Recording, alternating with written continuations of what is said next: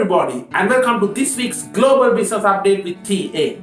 Tomatoes are rotting in Italy after they are unable to secure the supplies required for producing cans to pack them in and ship them around the country and around the world. Most of the cans material supplies are actually being used in China due to their very fast economic recovery, and this leaves some of the countries like Italy and even some states like California in the US really struggling with the material to package their products and ship it around the world.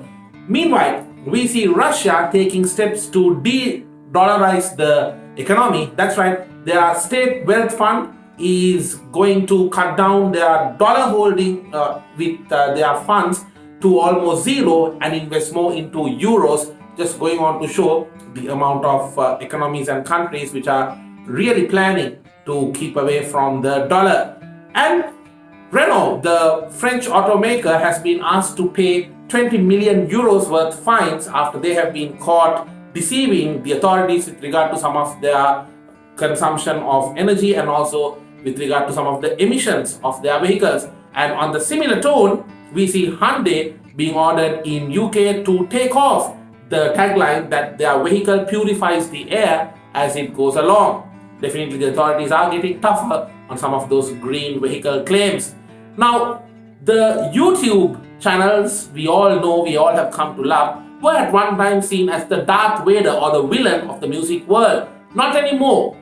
Recent reportings show that YouTube has paid out more than $4 billion of money to songwriters, musicians over the last year, and this is from the ad money as well as some of the subscription funds they have been receiving. And that is not too far behind from one of the biggest players and the darlings of the music world, Spotify.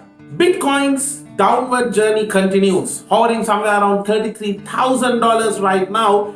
A big expectation is for it to hit $30,000 before it's too long, and some indicators are even showing it will go back to the $20,000 mark. And one of the recent big hot debates on this matter was how the US authorities managed to trace Bitcoin. That's right, they managed to trace the cryptocurrency when it came to the hack of ransomware on the Colonial Pipelines, the largest pipeline system in US. The fact that the government authorities were able to track it and recover almost all of that money clearly shows that Bitcoin is traceable and not outside the control of the government.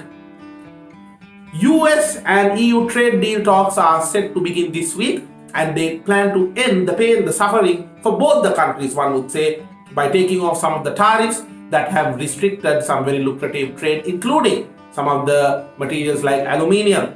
And this all will definitely help a much more faster global recovery.